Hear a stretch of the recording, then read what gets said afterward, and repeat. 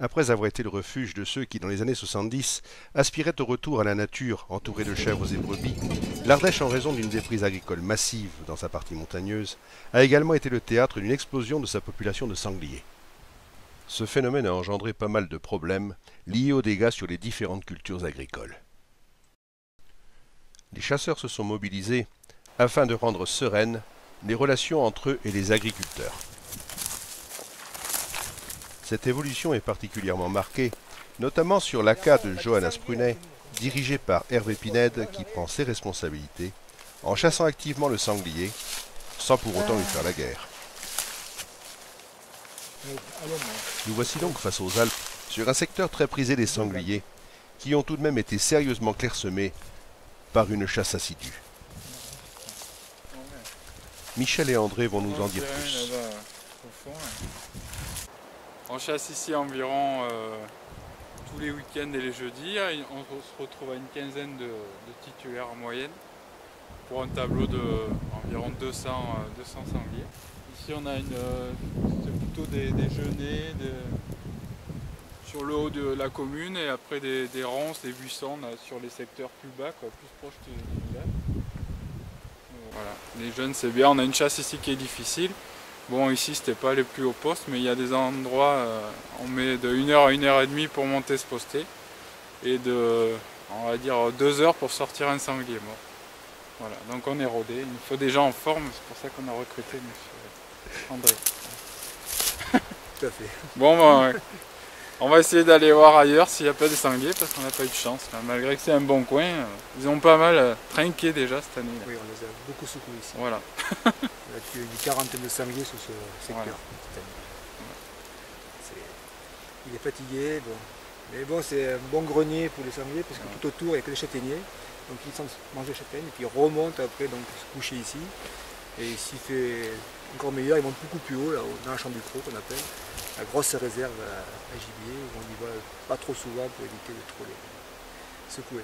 Voilà. Mais tout le secteur est très chassé, là, il y a 5 ou 6 grosses équipes qui font le tour du Memelon, là. Donc la réserve est attaquée. En fait de saison, ils sont quand même plus éclaircis.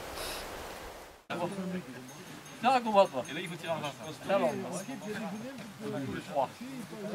Quand on tue, il faut que quelqu'un le cherche là. Ouais, pardon, attends. André là.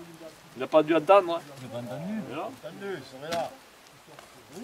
Il est pas mal, hein. Marcel, l'André qui était au-dessus de toi. Mais quand je suis arrivé au-dessus de la piste que j'étais au rocher, je l'ai appelé 2 fois de mon poste. Il a répondu combien de fois? Je me suis retourné, et moi je suis monté à pied, j'avais laissé ma voiture au virage, et jamais il m'a rattrapé. J'ai dit, mais qu'est-ce qu'il fait? Qu'est-ce qu'il fait? Je viens avec toi en voiture, avec l'André.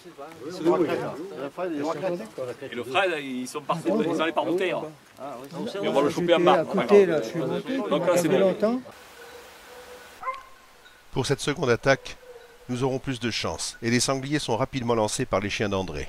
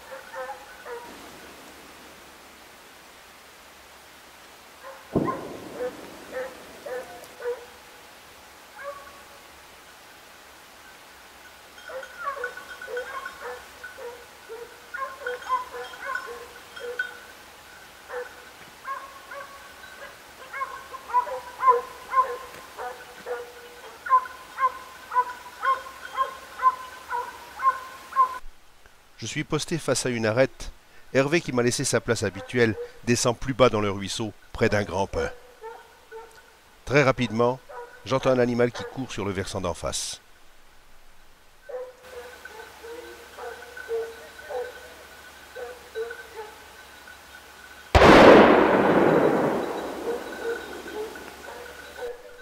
Le coup de feu qui vient de claquer a bien l'air de provenir du poste à Hervé.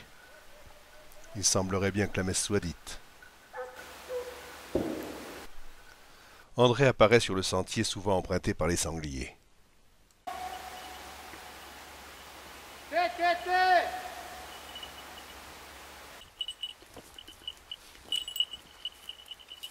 Sa première sortie. Là, c'est moi. Salut, toi le monstre. Bon, aussi on a le monstre. Il m'aurait dit, t'as tout le temps. Il y a Hervé qui a tiré en bas là. Il est où Hervé? Il est juste en dessous là. C'est lui qui a tiré? Oui, il a tiré en bas là tout à l'heure. Le chien, pas, Mais ça descendait bien, j'entendais le bestiau. Mais il y avait un putain de chien là qui nous suivait, un griffon là. Ah oui, il tourne, il est au milieu ce chien. Oui, mais il est venu, il était là, ça descendait là, ça venait, et puis hop, ça a filé là-bas. Il y en avait 3 ou 4 en haut. De quoi, les cochons? Ils sont passés de l'autre côté là. Oui, ils sont fait ferrailler là-bas. Moi j'ai tiré, il n'y a eu que 2 coups. Ah, il y a eu 2 coups, c'est ça. Non, mais c'est moi j'ai manqué, lui aussi il les a manqués les collègues. Et là, ça a tiré là-bas derrière aussi une fois. Il y a eu un coup derrière, il a tiré Hervé aussi là. Là, Hervé, il a tiré là, mais je sais pas ce qu'il a fait. Mais ça descendait, visiblement, il n'y avait qu'une bête. Hein. Oui, mais je l'ai vu moi. On l'entendait bien, tu sais, c'était... Un petit cochon ou un chevreuil, j'ai pas su. Écoute, oui, c'est ce que je dirais, parce que c'était vraiment léger comme saut. Oui, c'est souvent ou un chevreuil ou un petit cochon. Oui.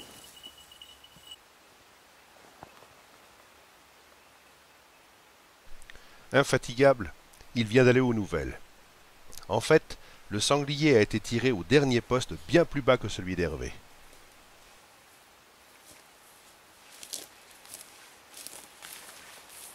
Tu veux pas une bière? 3 coups de trompe annoncent la fin de la battue. Déjà Hervé remonte vers moi, par un caral où il faut être équilibriste pour rester debout. Il va bien ce Jacques-Claude, il m'a mitraillé quelque chose. J'étais un sanglier avant que je sois mort.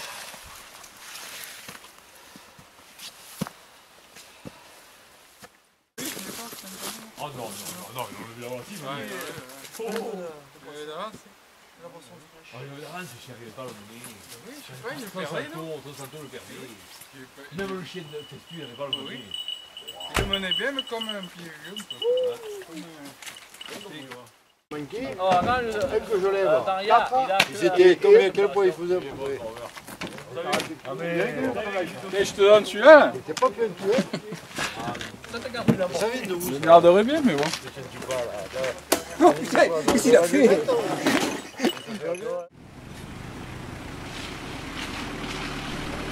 Après avoir récupéré la bête rousse abattue, toute l'équipe rejoint le palais, qui n'est autre que le rendez-vous de chasse, particulièrement sympa.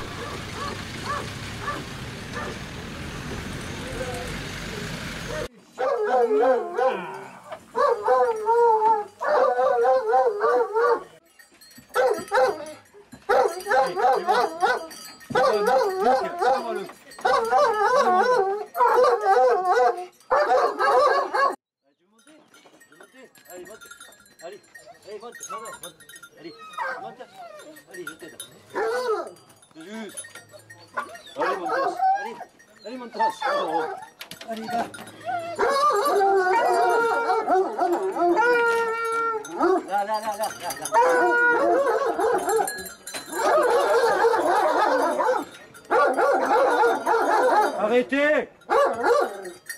Parce qu'à mon avis, de Brest, il y a 2-3. Ça y est fourré là, du côté de Catherine. Là. Elle a démarré là devant moi, le mot dans les 100 points. 2 sangliers figurent au tableau. Ils sont rapidement pendus pour être dépouillés, éviscérés et partagés. Cette opération relativement rapide à exécuter bénéficie d'une mise en œuvre simple et moins contraignante que le traditionnel raclage à l'eau bouillante. Attends, remonte un peu. La relier. L'opération se déroule dans la bonne humeur. Des plaisanteries fusent quant à l'adresse au tir de certains, sachant cependant que les uns et les autres sont régulièrement confrontés à ce genre de situation.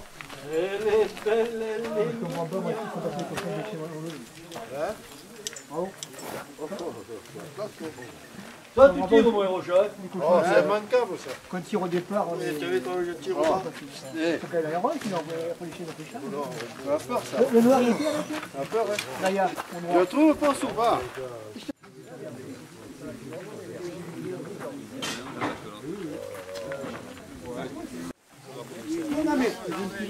Non, ils n'ont jamais tiré. C'est les nuits. Non. Je voyais, je n'aime pas ça. C'est les cochons qu'on avait venus, ça. Oui. C'est sûr. Non, ils étaient pas, c'était là-bas. Quand tu parlais avec Michel, J'ai entendu marcher, moi. Vous êtes mis à parler, alors là. Après, J'ai pensé à quand tu le Non, mais j'ai... Il y en avait un. C'était où, toi? Tu l'as lâché le temps?